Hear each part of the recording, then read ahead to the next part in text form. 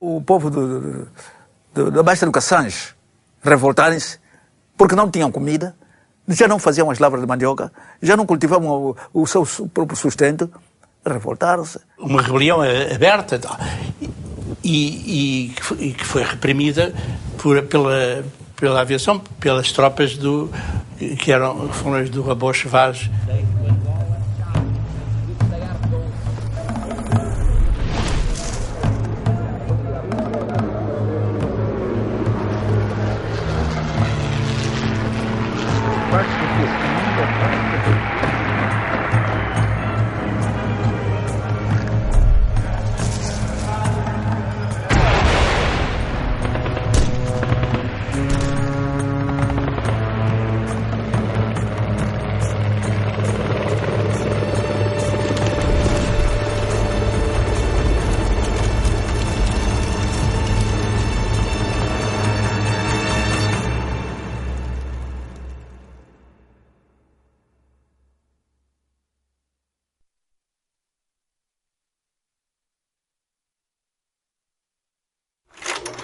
Confiantes na diferença da sua colorização, os portugueses tinham uma vida tranquila. Desenvolviam os territórios e exasperavam com as limitações económicas impostas por Lisboa.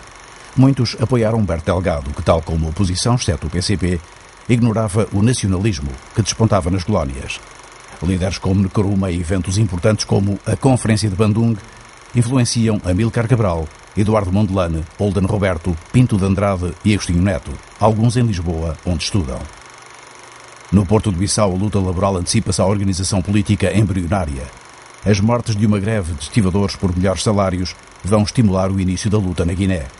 Tal como meses depois, as vítimas de um protesto popular em Moeda vão impulsionar o nacionalismo moçambicano. Em Portugal, hesitantes entre a doutrina NATO e a defesa da África, os militares começam a aprender a luta anti-guerrilha e mandam os primeiros caçadores especiais para Angola. Depois de Pidjigiti na Guiné e de Moeda em Moçambique, em Angola, na Baixa do Cassange, os camponeses revoltam-se contra a cultura obrigatória do algodão.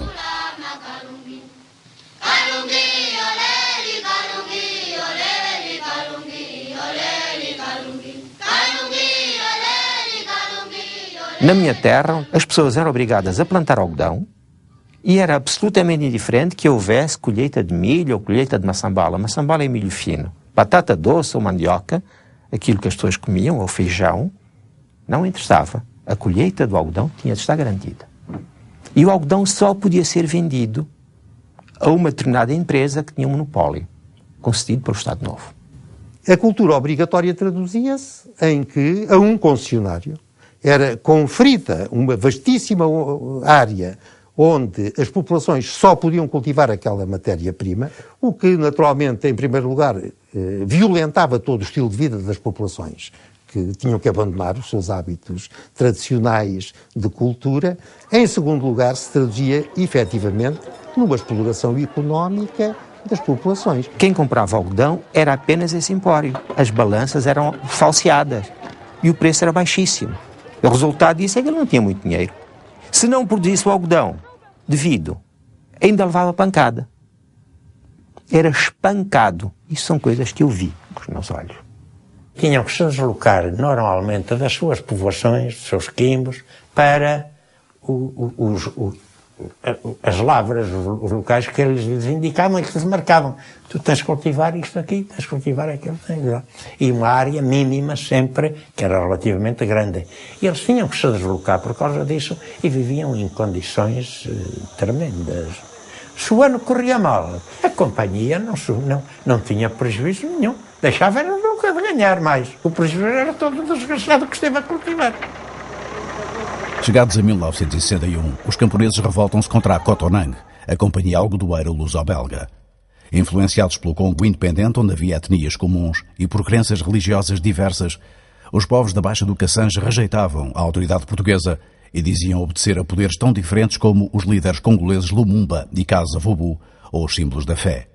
O culto de Maria e a Senhora de Fátima, cujo terceiro segredo acreditavam que fosse a independência de Angola.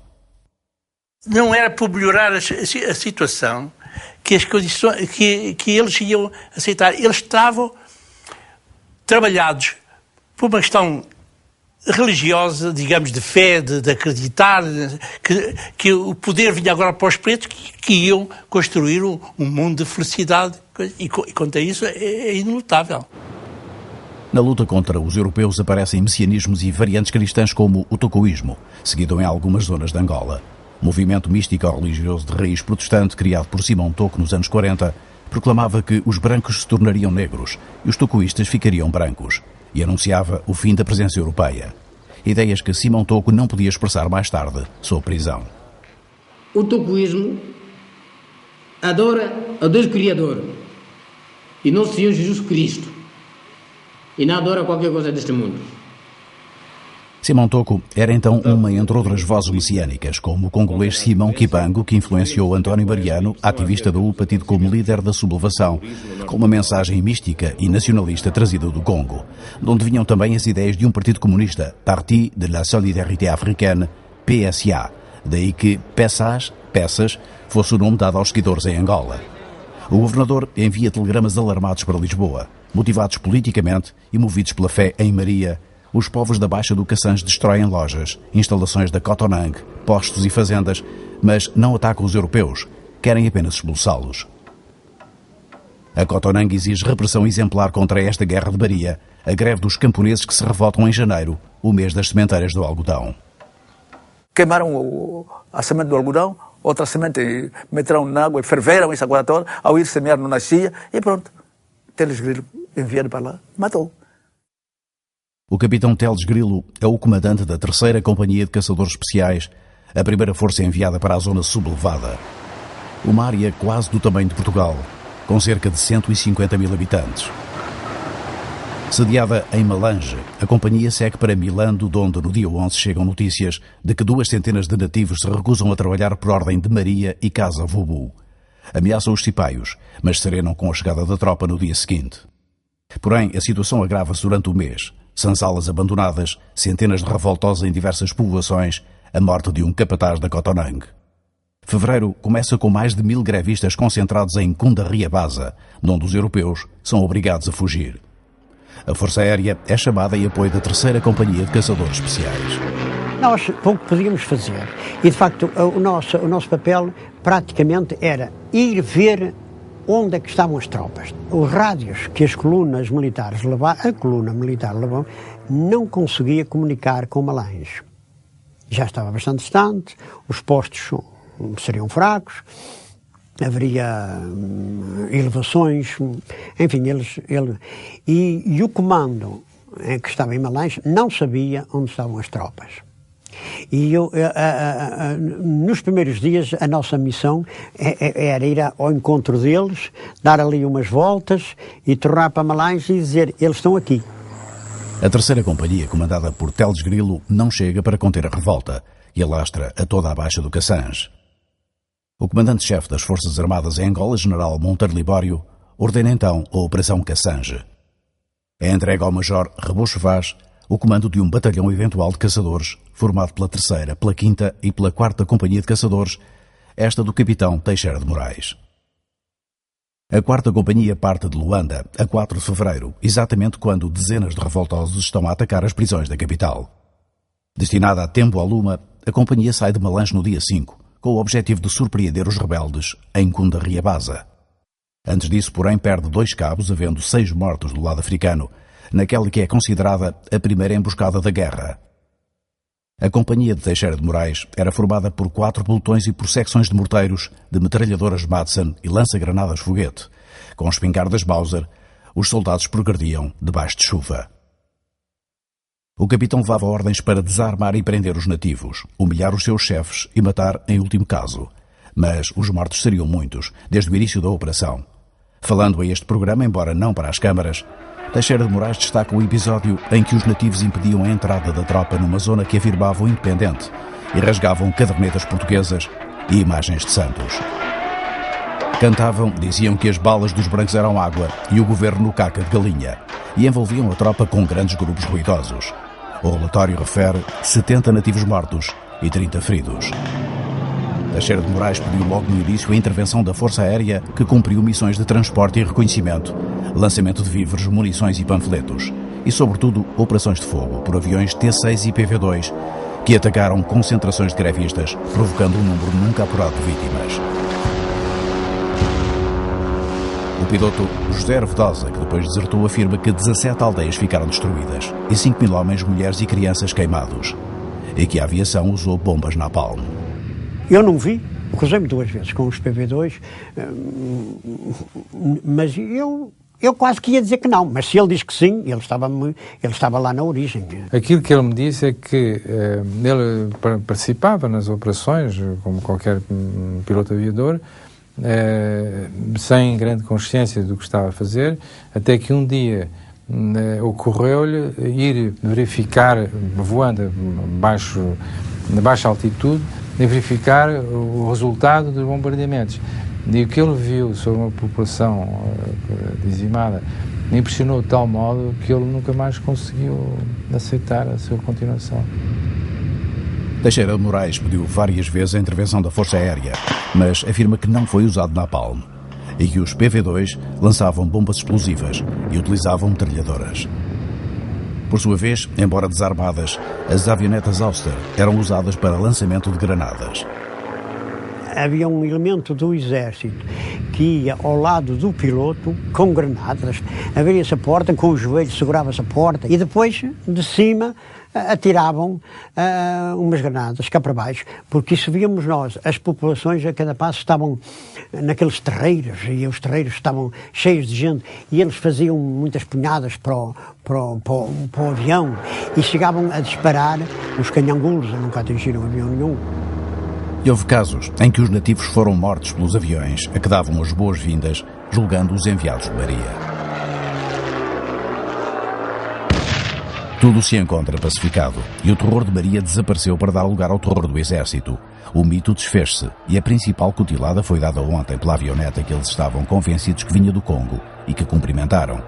Evidentemente que a resposta que lhes deram matou 10 e convenceu-os de que Maria estava zangada com eles.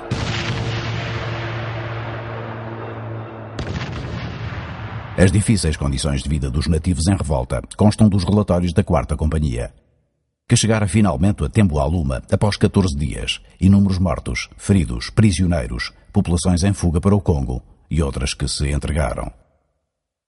Os sobas eram amarrados e exibidos para exemplo de submissão aos portugueses. Bumba, o grande soba de Tembo-Aluma, chefe dos Maolos, era o troféu mais cobiçado, mas fugiu à perseguição. Apenas deixou para trás a caderneta que a tropa recolheu. Na povoação, os nativos tinham fugido dos militares. Os brancos tinham fugido dos africanos. Em poucos dias, deixaram de haver colonos na Baixa do Cassange. Cumprida a missão da 4ª Companhia, ficava no terreno a 3ª, que iniciara a operação mais tarde, por inoperacionalidade das viaturas. Estava previsto que as colunas de Teles Grilo e Teixeira de Moraes avançassem para norte por vias diferentes, se encontrassem em Marimba e seguissem juntas para Tembo-Aluma. No entanto, a 3ª Companhia nunca chegou a alcançar Bilando, embora tenha executado diversas operações que se saldaram por muitos mortos. Sobre a atuação da Companhia de Teles Grilo, o próprio comandante do batalhão eventual sublinharia em livro os excessos de violência a que ficou ligada. Rebocho Vaz aprecia negativamente o perfil militar do capitão, comentando que, sob o seu comando, deixou de haver feridos e prisioneiros. Os relatórios passaram a falar só em mortos. Causando um número de vítimas nunca apurado, a atuação militar portuguesa terrestre e aérea na Baixa do Cassange acabou por passar à história como um massacre. Até hoje, posso dizer, ainda há aí as valas comuns no Bolongongo. Há lá valas comuns lá. Eu estive lá, feitas pelos portugueses naquela altura, para poder abafar a Revolução. Uma revolta cuja organização os portugueses não percebiam totalmente. Segundo o Teixeira de Moraes, os prisioneiros e os documentos apreendidos apenas referiam o partido congolês PSA, nunca o MPLA, nem a UPA, o movimento que pouco depois emerge violentamente no norte de Angola. Em meados de março, exatamente quando o Estado-Maior dava por dominada a revolta da Baixa do Cassange. A própria Baixa do Cassange, a guerra que lá se passou, favoreceu-nos. De que maneira que ela nos favoreceu? Bombardearam aquilo, mas o resto que ficou fugiu para o Congo, onde nos encontraram.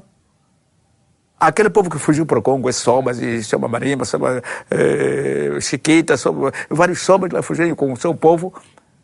Então, conseguimos ajuntar aquilo tudo para inflamar precisamente uma luta capaz para poder invadir Angola. Essa ocasião ocorre em 15 de março. A guerra começa, e de certa forma, não apenas em Angola. Os massacres da UPA estimulam os movimentos independentistas nascentes na Guiné e em Moçambique. A rebelião angolana ocorre num contexto de luta dos povos africanos, que só no ano de 1960 tinha levado à independência dezena e meia de países, numa sequência iniciada anos antes. Entre eles, o Congo belga, cuja vizinhança com Angola foi decisiva para a atuação da UPA.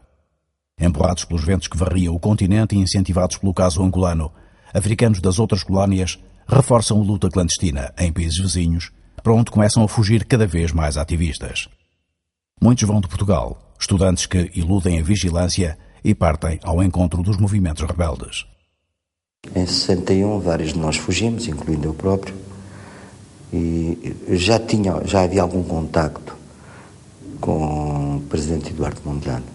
A UDNAM já tinha sido criada em abril de 61, mas não era conhecida, e eu não sabia, eu só soube depois, só em Londres já, quando eu saí, porque primeiro eu fui para Southampton, etc., em Londres é que eu sou informado que, entretanto, tinha sido criada a UDNAM em Moçambique. A PIDE era tão forte, de tal maneira que não podíamos, quer dizer, suspeitávamos uns aos outros.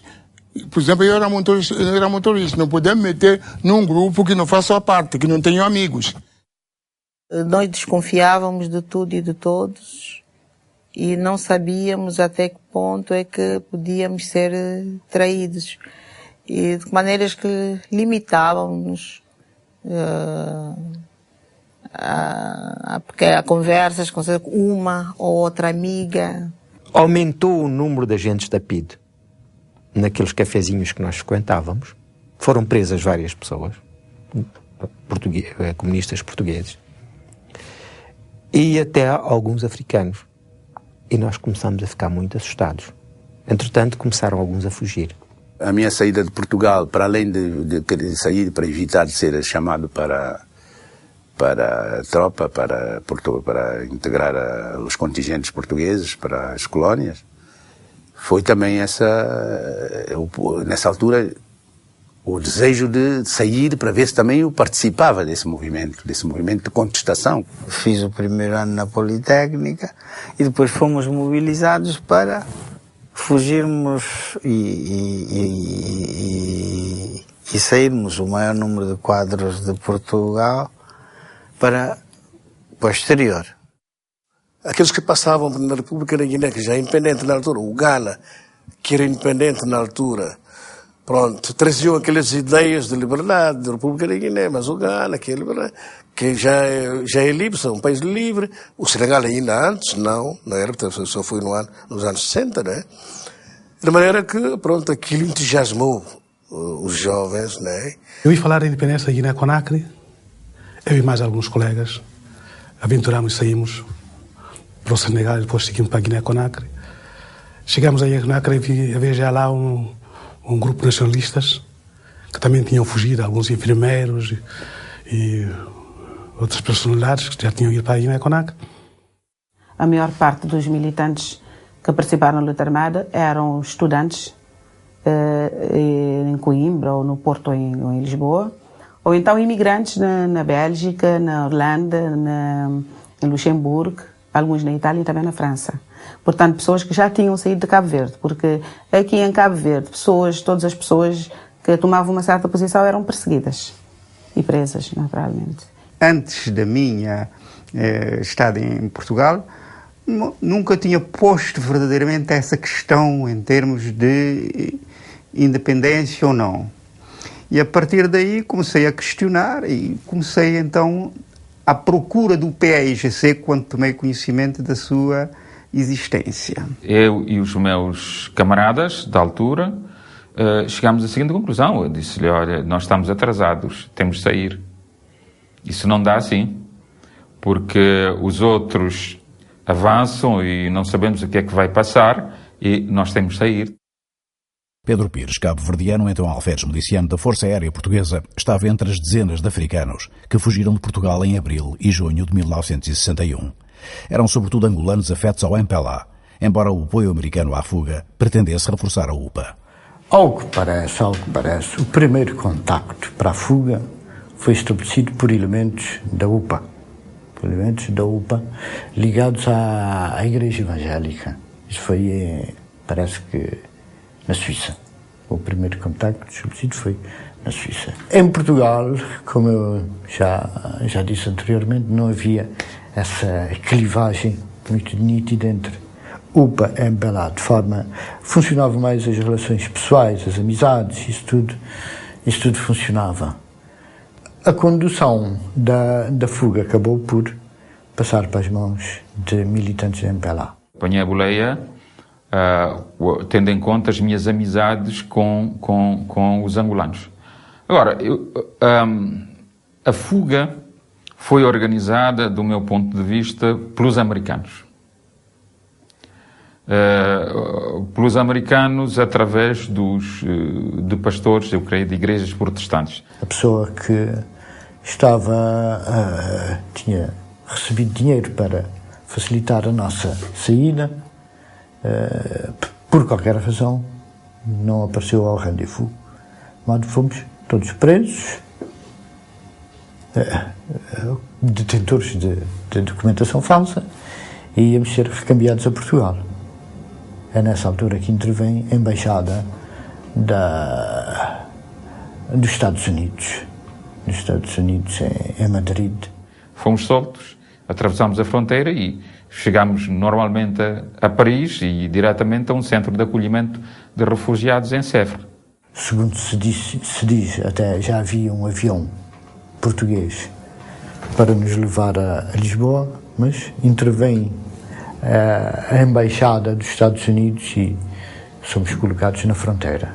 Quando chegamos em França, já havia garantia de asilo político, tudo tratado pela via diplomática. Em França está já Eduardo Mondlane, que propõe a alguns dos estudantes bolsas de estudo nos Estados Unidos, o país onde ele trabalha e vive há uma década. Enquanto pressionam Salazar a descolorizar, os americanos tentam manter boas relações com Portugal. Nessa altura, por exemplo, celebram na sua embaixada em Lourenço Marques o aniversário da sua própria independência, em cerimónia tutelada pelas bandeiras dos dois países lado a lado e com a presença de Sarmento Rodrigues, o então governador-geral de Moçambique. E é através de um moçambicano, Eduardo Mondlane, que os Estados Unidos tentam chegar aos nacionalistas cuja fuga de Portugal patrocinam. O futuro líder da Frelimo confiava então na orientação descolonizadora da administração Kennedy. Eduardo tinha bons amigos ligados com o State Department, que é Departamento de Estado. E alguns dessas pessoas organizaram encontros entre Eduardo e Robert Kennedy e outras pessoas que fizeram parte Inner Circle do presidente Kennedy. Através desses encontros, Eduardo pensou que é de ter uma influência sobre atitudes do governo americano sobre a posição de Portugal nas Nações Unidas e no mundo. Em certo momento, a mim pareceu-me que seria útil trazê-lo para Portugal, para a carreira docente, que era aquilo que me parecia que era indicado para ele, e que ele podia ser um grande colaborador para a mudança. Eduardo manteve boas relações com a Embaixada de Portugal nos Estados Unidos e também a delegação de Portugal nas próprias Nações Unidas, dos quais o Adriano Moreira fez parte. E aí começou uma amizade com Adriano Moreira. Essa deu a Eduardo uma esperança. Deu a esperança até 1961. Ela disse-me com tranquilidade que o Eduardo não viria para Portugal. Porque, disse-me ela, o que você diz é exato. Aquilo que lá fazem não corresponde. Fez-me esta sentença. E eu nunca mais vi o Eduardo Mondlane. Quando o Eduardo chegou em Moçambique, em fevereiro de 61, e viajou para a parte do sul, família, todos aqueles encontros, ela viu que nunca nada mudou. Nada, apesar de tudo. E lembra que se estava trabalhando nas Nações Unidas, trabalhando com Nyerere, Kaunda, essas pessoas que estavam agora a aproximar a questão de independência. Em Portugal, Moçambique era província. Esta realmente feriu muito Eduardo. E quando voltou para Nova York, disse goodbye. Nações Unidas, saiu das Nações Unidas. Do que eu lhe ouvi sempre era recomendar que Portugal aceitasse o processo de descolonização que vem na Carta das Nações Unidas. Nunca lhe ouvi falar em violência. Nunca lhe ouvi falar em passar a ação. Antes de pegar em armas, os movimentos organizam-se politicamente e participam em iniciativas internacionais com o apoio de países africanos.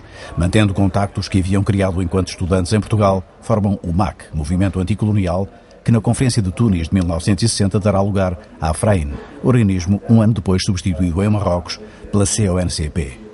Para conquistarem apoios políticos, precisavam demonstrar que tinham explorado a via pacífica.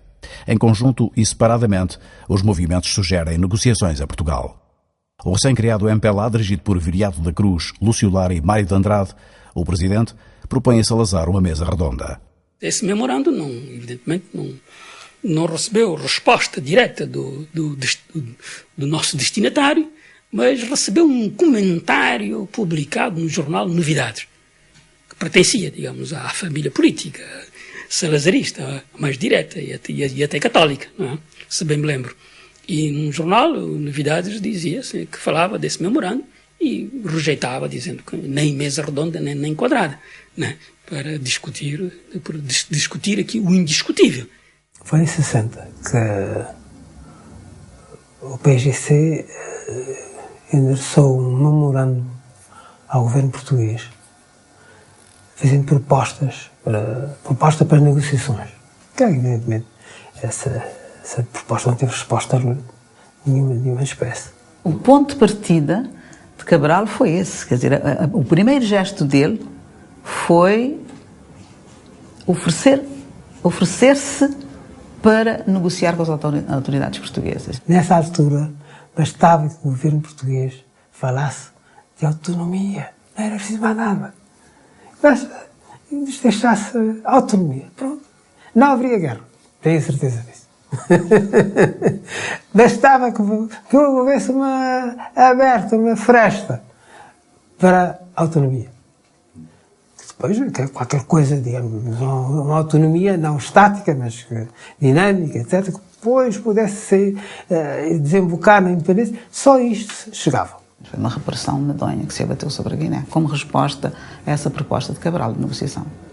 E então foi a partir daí que se foi para a luta armada. Amílcar Cabral não deixa de preparar a guerra, ao mesmo tempo que se dirige ao governo português, propondo negociações. Conseguindo o apoio da China para formar os primeiros guerrilheiros e a retaguarda de Conakry para se organizar, inicia a mobilização no interior da Guiné.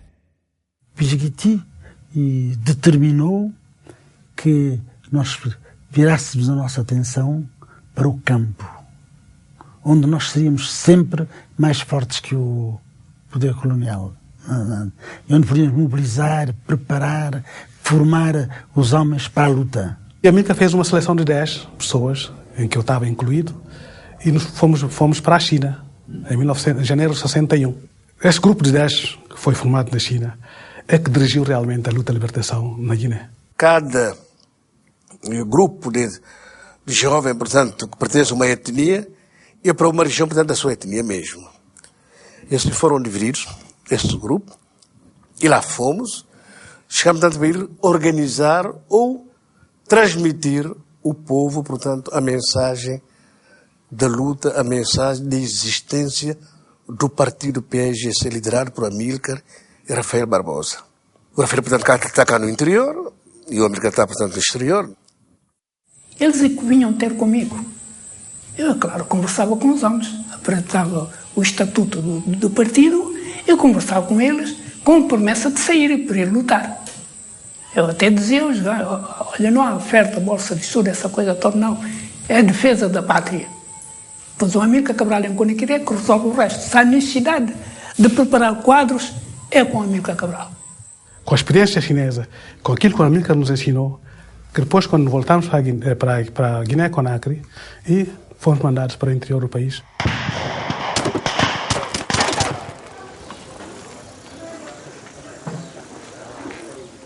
Os primeiros tiros disparados na Guiné não são do PAIGC, apesar dos guerrilheiros que já tinha formado na China e das populações que já tinha mobilizado no interior. O território será, no entanto, 4 meses depois do levantamento em Angola, a segunda colónia a pegar em armas contra Portugal. O governo da província da Guiné distribuiu o seguinte comunicado. Um grupo de cerca de 50 indivíduos armados, vindos do Senegal, atacou o aquartelamento militar de São Domingos, povoação fronteiriça com Caça-Mansa. Do recontro que durou 2 horas e foi... As ações são conduzidas pelo Movimento de Libertação da Guiné, MLG.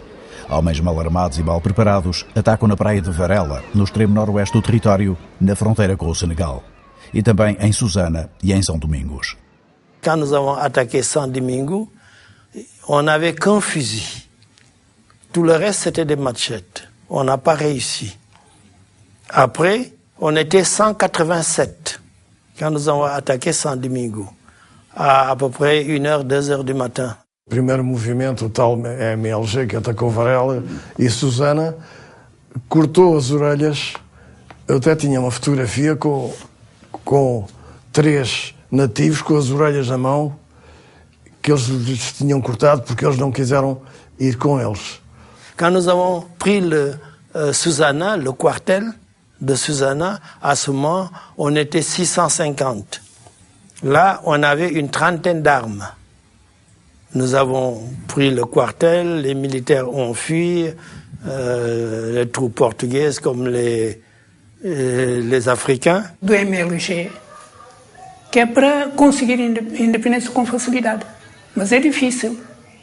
Propriamente o MLG, que o François Mendy atacou, é o primeiro a atacar o Varela e São Domingo. Fez aquilo que é para conseguir o terreno antes do desenvolvimento do PAI. E aquilo foi um fracasso.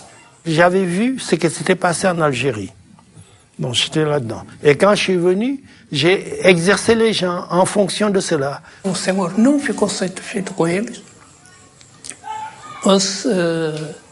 Houve divergência dentro do MLG no Sénégal.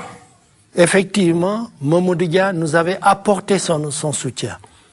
Mais après, il y a eu des pressions, vous voyez, qui venaient de la France, et le Sénégal a tourné sa veste et et Senghor m'a dit, vous pouvez avoir l'indépendance sans la lutte. Ça a été d'ailleurs sa position jusqu'à l'indépendance. De facto, a ação de Kankwele Mendy à frente dos homens do MLG mereceu um comunicado do governo senegalês anunciando que forças nacionalistas guineenses tinham passado à ação. Como primeira força a pegar em armas, o MLG conseguia impor ao PAIGC um comunicado conjunto sobre a necessidade da luta, assinado em Conakry por Kankwele Mendy e Amílcar Cabral. À ce moment, il n'avait pas d'hommes. Et Sékou Touré l'a obligé, je peux dire. Parce que Sékou Touré a dit, mais vous êtes en train de faire des conférences. Vos autres copains, eh bien, ils ont pris la lutte en main. Il faudrait vous entendre avec eux et puis voir comment, par exemple, vous pouvez aussi commencer au sud. A unidade era aparente. Além das diferenças políticas, o MLG excluía Cabo Verde do seu projeto e o PAIGC acusava de ver nos cabo-verdianos cúmplices dos portugueses. Amílcar Cabral concluíra pela necessidade da luta armada e o MLG parecia acreditar numa independência rápida, a exemplo do Senegal e da Guiné Francesa. Por seu lado, enquanto estes e outros movimentos divergiam quanto à forma de se oporem a Portugal, Peixoto Correia, o governador do território, afirmava a sua autoridade visitando as zonas atingidas pelos ataques do MLG. Procurou ao mesmo tempo cativar as populações, promovendo melhoramentos e distinguindo os seus chefes. As manifestações destinam-se a exaltar os valores da presença portuguesa e a repudiar as ações daqueles que a contestam, agora pegando em armas. Ao mesmo tempo, as autoridades procuram afirmar o seu poder, promovendo demonstrações de força militar na capital.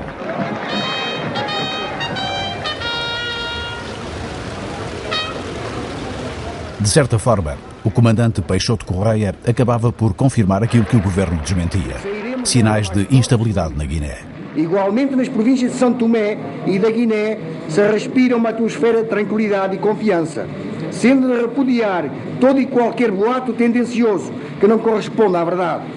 As guarnições militares estão a postos e todas as tentativas de infiltração de díscolos terão a resposta adequada. Apesar das palavras confiantes do ministro, a verdade é que, por esta altura, em agosto de 1961, o Comando Territorial Independente da Guiné dispunha de poucos efetivos militares, sendo a maioria de recrutamento local. Em todo o território havia apenas 3 companhias de caçadores, uma bateria de artilharia, um esquadrão de reconhecimento e um pelotão de polícia militar. Perante os sinais que toldavam o horizonte da Guiné e a guerra em curso em Angola, inicia-se um reforço militar do edifício colonial que está ameaçado da África à Ásia. Após ter ocupado em 1954 Dadrai na Garaveli, a União Indiana reclamava Goa, Damão e Dio, territórios que constituíam o Estado português da Índia. Perante a recusa de Portugal e indiferente às diligências diplomáticas de Salazar, Nehru ordena a invasão.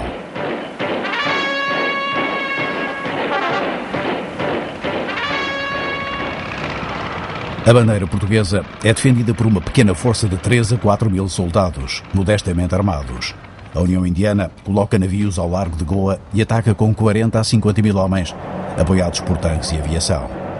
A Índia toma facilmente o território, perdendo cerca de 2 dezenas de soldados. Do lado português, 45 mortos e milhares de prisioneiros.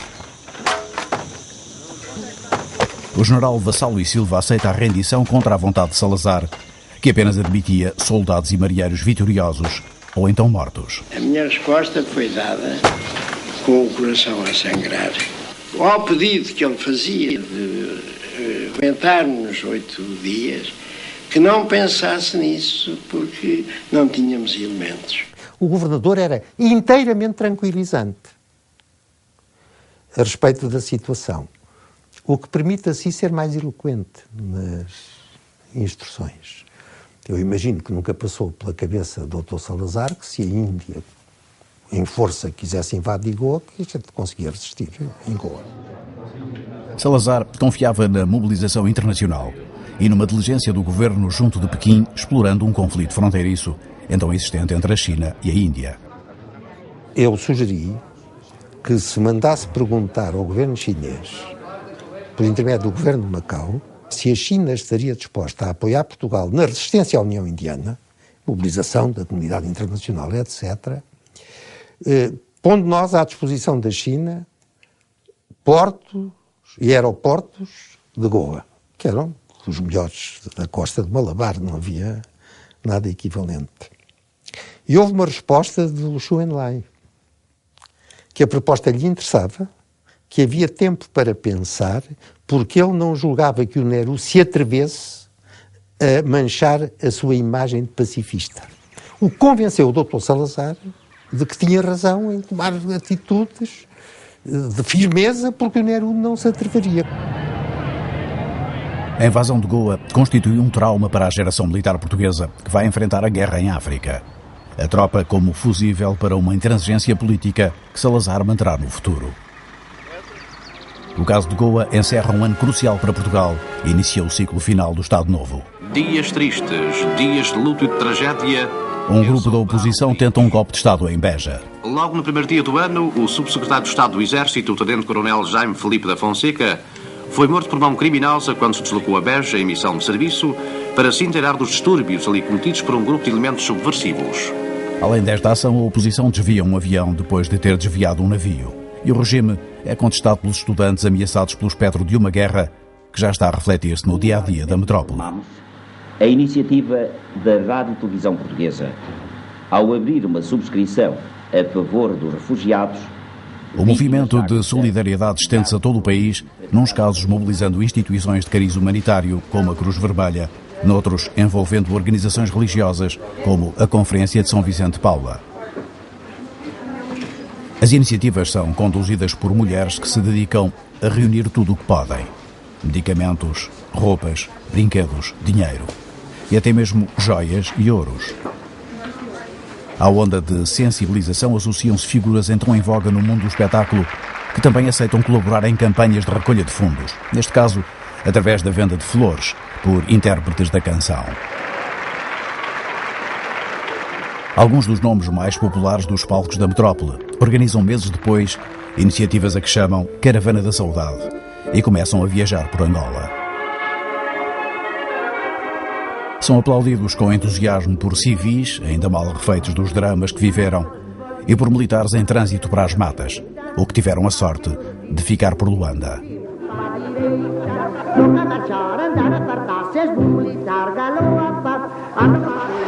A desdramatização pelo humor conformista assenta talvez na crença espalhada de que a atuação da tropa depressa acabará com a guerra. E à medida que a situação melhora, vai-se desenvolvendo o culto e a exaltação dos soldados, que se tornam presença cada vez mais frequente na vida das populações.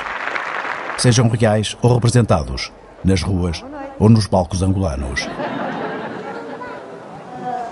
Em Portugal, na metrópole, a criação de uma retaguarda de apoio aos soldados mobilizados começa a substituir a onda inicial de solidariedade com as vítimas civis.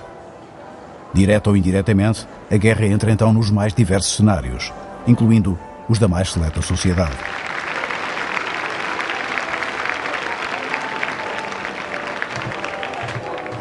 Esta passagem de modelos, concretamente, é organizada a propósito do Natal do Soldado, a primeira realização do Movimento Nacional Feminino, uma entidade que tinha sido criada em 28 de abril, a data do aniversário de Salazar, e que era animada por senhoras em geral afetas aos meios do poder. No primeiro Natal, uma das senhoras dizia assim: mas isto nós não aguentamos, porque eu já cá deixei o dinheiro todo que o meu marido me deu para o Natal de família. O dinheiro era nosso e eram alguns donativos que nos davam. Inicialmente o dinheiro era nosso. E daí os géneros, sim, mas nos primeiros tempos. E depois pedimos o subsídio, o tal subvenção de família. Era o Natal para o soldado, era para todos os militares de cá, para todos os militares de lá e para as forças de segurança. Nós mandávamos para 1000 homens. As encomendas de Natal eram para 1000. Tendo na presidente Cecília Supico Pinto a sua figura mais ativa e carismática, o Movimento Nacional Feminino surgira com o propósito de criar uma rede de madrinhas de guerra para apoio dos soldados. No entanto, o movimento foi alargando o seu âmbito. Chegou a abranger mais de 80.000 mulheres e acabou por tornar-se eficaz em diversos aspectos, desde o serviço postal e de encomendas até ao acompanhamento moral, social e jurídico dos soldados e familiares, e, nomeadamente, na atribuição de subvenções. Isso não impedindo que os detratores do Movimento Nacional Feminino vissem nele um fator de legitimação da guerra, servido por senhoras diletantes do regime. Nós teríamos fama de fúteis, mas mesmo não se faz ideia o que se trabalhava naquela casa. Porque quando aparecia algum marido de alguma senhora aparentemente muito fútil, dizia-nos com a energia com que vocês estão e com a responsabilidade que estão, vocês montavam uma grande empresa. Éramos invejados por todos os empresários de Lisboa.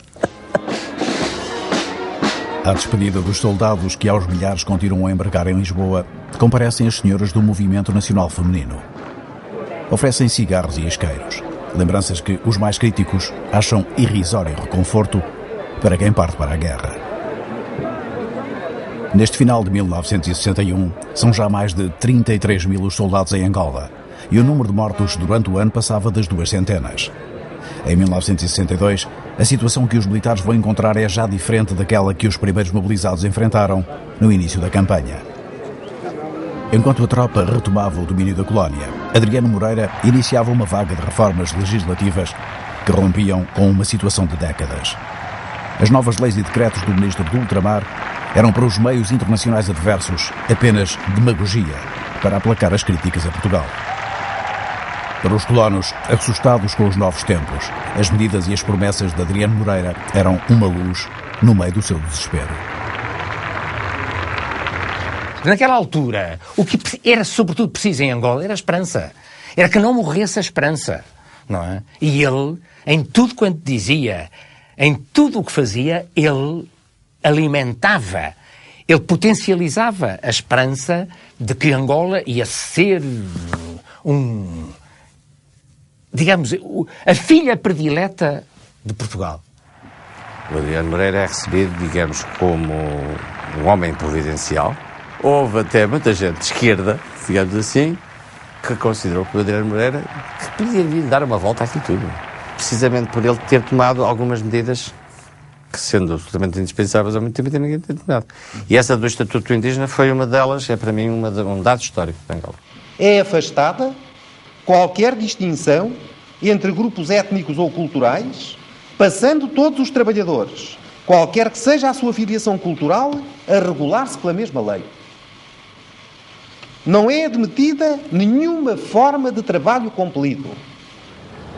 As reformas seriam celebradas nas colónias e festejadas pelas populações africanas, embora desvalorizadas pelos independentistas. Na Praça do Império, em Bissau, a igualdade política anunciada pelo ministro do Ultramar foi assinalada pelas autoridades com esta manifestação de portuguesismo, patrocinada pelo governador Peixoto Correia e comentada por discursos de guineenses.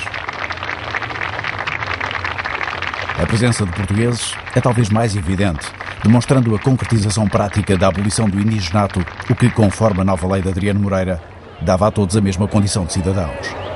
Eu, na altura, escrevi o livro O Análise Social do Regime do Indigenato, ofereci-lhe um exemplar, ele leu e concordou com a minha análise e promoveu logo a extinção do regime do indigenato. E teve a amabilidade de me dizer, que nem todos o fariam, que tinha lido o meu livro e que tinha sido o meu livro que o tinha encorajado. O professor Adriano Moreira disse que aos indígenas, vocês já não são indígenas, vocês a partir de hoje são portuguesas com todos os direitos. E no dia seguinte, isto é verdade, na Beira não havia indígenas. Não havia pretos para trabalhar, digamos assim, porque eles não apareceram ao trabalho. O que eles consideraram era que já não eram obrigados a trabalhar. Já não somos indígenas. Nós os colonos que lá estávamos, na altura, chamamos assim, então, mas tu não vês que és preto na mesma, pá. Tu não deixaste de ser preto, pá. E é um bocado caricato, bem. Mas eles admitiam isto tudo. Eles variam-se e tal. Não, o Sr. Ministro disse que já não, nós agora somos portugueses também. Ah, pá, ainda te falta lavar a cara. Agora o que se impõe é o mercado de trabalho, quer dizer, natural. Você contrata as pessoas que quer, faz o preço, etc. Agora não vai ser. É como você dizer ao chefe de posto de um determinado sítio, dizer assim, olha, arranja-me 50 homens, que eu preciso de 50 homens. O regime do indigenato teve algumas consequências próximas, quer dizer, relativamente imediatas nas cidades, nos grandes centros urbanos e nos serviços públicos. Quase só. Porque nas empresas privadas e no mato, quer dizer, fora desses centros, as mudanças foram praticamente nulas. A lei foi boicotada em grande parte a pedido de forças económicas, porque está a ver, se todos eles, sem obrigatoriedade de fazer algodão, fossem fazer a agricultura que lhes apetecia fazer e fossem fazer as pequenas indústrias que lhes competia fazer, a mão de obra escasseava um bocado e as forças económicas não gostavam disso. Foi por isso a lei em si é esplêndida de uma grande visão. Os resultados não se fizeram sentir por aí além. Na prática manteve-se praticamente na mesma. Havia um bocadinho mais fiscalização quando eles tinham que achar a administração. A lei, se quer saber a verdade, ficou em estudo até 1974. A aplicação da lei ficou em observação e em estudo até 74. Não quer dizer que não tivesse vingado num ou outro caso. Mas, por princípio, a aplicação generalizada nunca se fez. Claro, o acabar do indigenato, sim, esse fez. Acabaram os castigos corporais, em princípio. O indivíduo teve direito a ser tratado em igualdade de circunstâncias porque já não era indígena. Agora, vamos lá. Antes que as populações negras e as populações brancas se intrometessem devidamente dentro do espírito desta lei, correu muito tempo, porque nem os brancos a aceitavam de boa fé, nem os pretos acreditavam que ela fosse para cumprir. Isto é real. Essas reformas, que algumas eram absolutamente, evidentemente necessárias, como é o fim do indigenato, etc., mesmo essas reformas que eu considero as outras cosméticas, foram de tal forma que abalaram a confiança política do Dr. Salazar no Adriano Moreira. A grande revolução dentro do período colonial, que são efetivamente, e há que dizer, a legislação do Adriano Moreira, de 61. O Adriano Moreira abre escolas do Ministério, dá equiparação a essas professoras feitas em Angola às de Portugal, abre liceus, cria liceus, e altera, portanto, o Estatuto de Indígena mudou nessa altura. É um homem que, em fundo, Portugal não vai desamparar, não vamos fazer, e ele próprio dá exemplo de que vai evoluir. Lembro-me que disse uma vez que Portugal faria a independência dos territórios africanos portugueses, mas seria a última potência europeia a fazê-lo. A dúvida está exatamente na evolução que se pretende. Em Moçambique, imediatamente antes das medidas de Adriano Moreira, que entretanto nomeara Sarmento Rodrigues para governar o território, circulou um abaixo-assinado. Pedia não só a abolição do Estatuto do Indigenato, mas que, em consequência, os cidadãos pudessem vir a pronunciar-se sobre o futuro do território. Falava de autonomia, falava até que não falava de independência, mas falava da autodeterminação e, como consequência, que depois a população escolhesse um regime, mesmo que ele fosse de natureza autónoma em relação a coisa. É assim, conversa um bocado de advogado, não é? Em Angola, o violento choque provocado pelo início da guerra tinha aberto um debate surdo sobre o futuro. Entravam na discussão, por um lado, as reformas de Adriano Moreira, por outro, os desejos emancipalistas de alguns colonos. Um grupo de brancos, empresários e intelectuais, oposicionistas do Lubito e Benguela, criam logo em abril de 1961 a FUA, Frente de Unidade Angolana, vista com o apoio do MPLA, que apresenta as suas ideias a Adriano Moreira. Disse que estávamos preocupadíssimos com a situação, Angola não se podia transformar numa luta de negros e brancos, Angola, tinha que ser multirracial e tal. Ele dizia tudo que sim, tudo muito bem, e portanto nós pensávamos que o governo devia tomar atitudes conducentes a uma autonomia de Angola que, fatalmente, o Sr. Ministro, não pode deixar de ser, daqui não sei quantos anos, mas caminha para a independência. Não podemos ter ilusões quanto a isso. Ele também concordou com isto. Ele concordou com tudo. Ia colocar ao Sr. Presidente do Conselho todos estes problemas e que iam ser tomadas providências e tal. Como lhe digo, isto passava-se em maio e a partir do dia 1 de junho começámos todos a entrar na cadeia. A PIDE começou-nos a prender. Entre Benguela, Lubito e Sá da Bandeira, a FUA nunca passou de um âmbito restrito e viria a ser do próprio círculo do poder que nasceria a maior esperança para muitos colonos. Em meios militares e civis havia, em relação a Deslandes, a expectativa de um gesto de rebeldia face a Lisboa. De acordo com a ideia de que em Angola mandavam os de Angola e de que uma mudança estava ao seu alcance. Deslandes tinha uma visão de como é que se devia resolver o assunto angolano. E começou por dizer que aquilo se resolvia com instrução. Se depois se no fim, ainda pensaria, certamente já não para a geração dele, mas enfim, se pensava que era para se tornar a Angola independente ou não, não sei bem. Mas presumo que sim. Havia o terreno propício para que o general Venâncio Deslandes tivesse feito ali uma chamada Rodésia, quer dizer, fazer a independência branca. Nós tínhamos programado, nós europeus, para o qual eu me bati fortemente e outros mais, de criarmos uma Angola para nós brancos, pretos e mulatos. Não era para brancos, repare, não era tipo pensamento, apartheid, nada disso. Era uma miscelânea de raças em que houvesse lugar para toda a gente. Não sei se o Deslandes estaria metido no assunto, eu suponho que sim.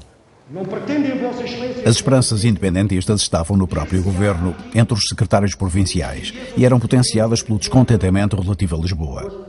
Embora não falando para a Câmara, Diodato Coutinho, então secretário-geral, confirmou-nos o sonho de uma solução a articular com os movimentos nacionalistas, a que ele e outros chamavam o Grande Triângulo Atlântico, Portugal, Brasil e Angola, independente após eleições.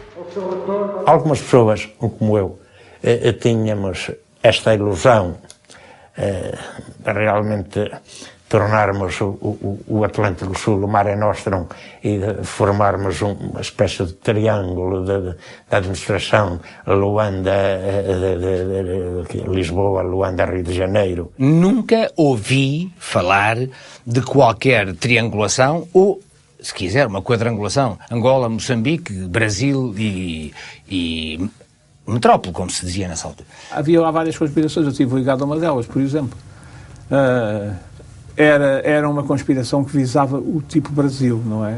O Deslandes, nessa altura, um bocado antes, cometeu aquilo que foi a grande traição a toda esta gente que falava nisto, que foi quando criou as universidades e depois descriou-as por ordem do ministro.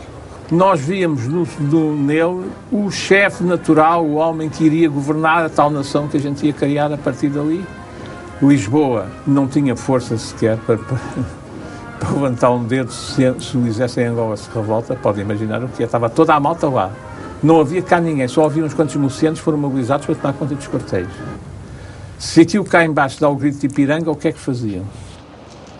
Parecia haver militares prontos a encarar uma evolução separatista e uma delegação do Brasil chegou a visitar Luanda.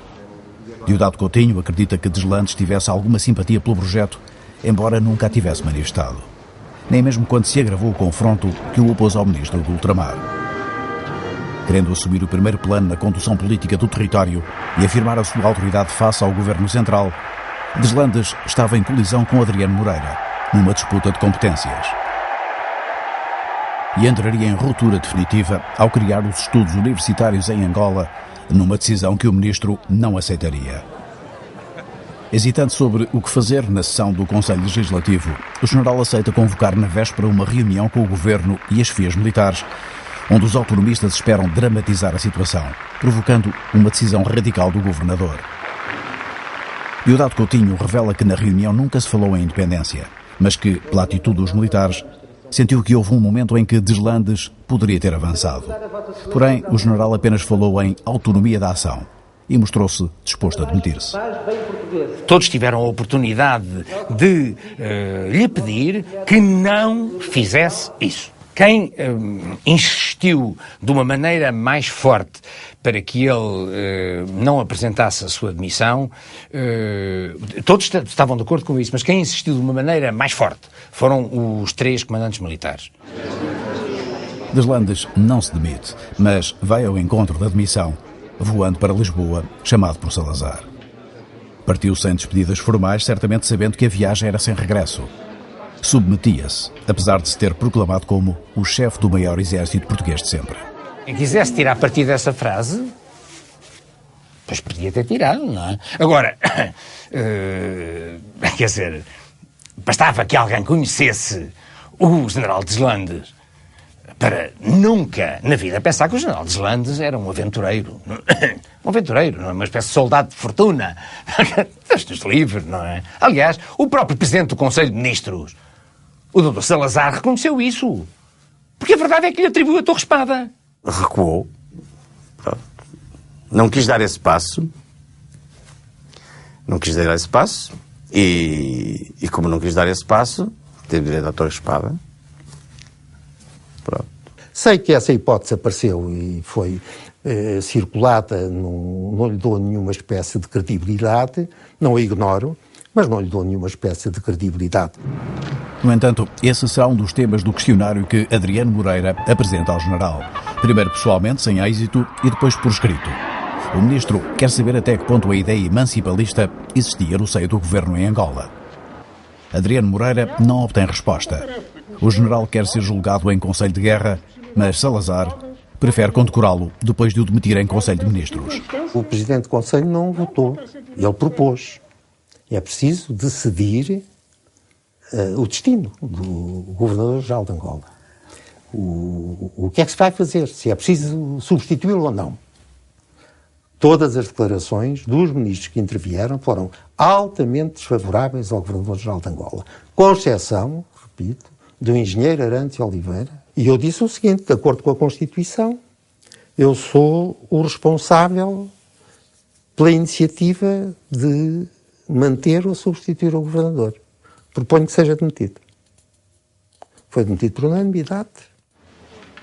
2 meses depois seria o próprio Adriano Moreira demitido no âmbito de uma remodelação governamental. Salazar deixava a pasta da Defesa e nomeava Gomes de Araújo. Para o Exército, escolhia Luz Cunha. O ministro do Ultramar passava a ser Peixoto Correia. Salazar parecia recear uma dinâmica reformista que tinha inimigos no governo e no poder económico. Os empresários, grandes empresários portugueses, foram ter com Salazar e disseram que aquilo não podia ser. Que as medidas que o Adriano Moreira estava a tomar eram contrárias aos interesses das suas empresas. O que eu acho é que dessas medidas resultou uma aceleração da consciência que os habitantes de Angola e Moçambique tinham da necessidade de se libertarem do jugo colonial mais depressa. E daí talvez os grupos económicos sentirem isso, admito que sim. E terem feito alguma, mas eu não atribuo à pressão desses grupos económicos a saída do Dr. Adriano Moreira. Constou que Salazar chamou Adriano Moreira e que lhe disse: ora, estiveram aqui empresários a apresentar queixas contra as suas reformas. Veja se muda isso. Ele aquilo que disse foi o que a experiência me está a dizer, e sobretudo esta última, é que se eu continuar com essa política da descentralização progressiva e irreversível que o senhor sustenta e que ele tinha adotado, eu perco o controle da administração. E não sei se posso sequer conservar o lugar do Presidente do Conselho. Porque este abalo é um abalo que me obriga a pensar que tenho que mudar de política. E eu disse-lhe, acaba de mudar de ministro, porque eu não posso sustentar exatamente o contrário daquilo que eu tenho sustentado até agora.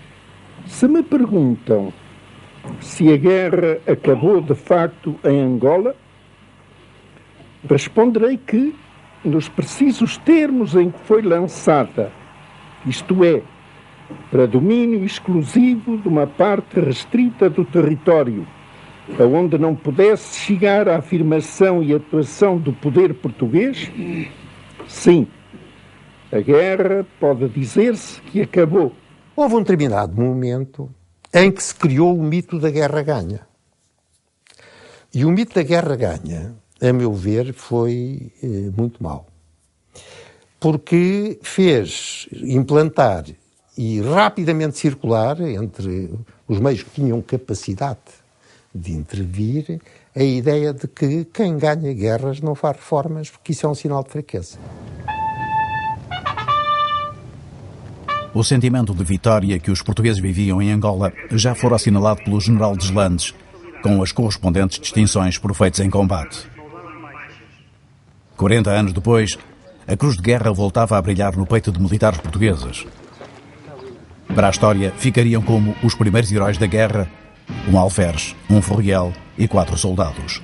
Estavam formados e ele fez aquela coisa de parada, depois chegou ao pé de mim, pôs-me a medalha do peito, depois aos meus colegas, que éramos uns soldados supulares, que defenderam a nossa pátria, e isto e aquilo e aquilo outro. Pronto, ficou tudo em algas de bacalhau. Nunca fomos beneficiados de mostrar assim bons serviços, nunca deram nada a nós. Graças aos soldados enviados de Lisboa, o clima de paz que se vivia em Angola era real, mas era apenas uma parte da realidade. Deslandes, fosse por falta de visão ou pela lucidez de avisar que a questão era já política, anunciara há muito que a situação apenas exigia ações de policiamento, o que sugeria a ideia de que a guerra tinha acabado. Membros do seu governo encarregavam-se de ilustrar o clima de confiança, por exemplo, comparecendo a iniciativas como o regresso do fado a Luanda. Um verdadeiro acontecimento mundano na capital angolana foi como o telejornal noticiou então a abertura do Retiro da Saudade, assinalando a presença de 2 secretários provinciais e até da própria filha do governador. Apesar de descontentes pelo afastamento do general, os colonos queriam acreditar que, com Salazar novamente a comandar a situação, o pesadelo tinha terminado. E embora marcada para sempre, a Luanda colonial recuperava a rotina, no conforto da presença das suas figuras populares mais queridas.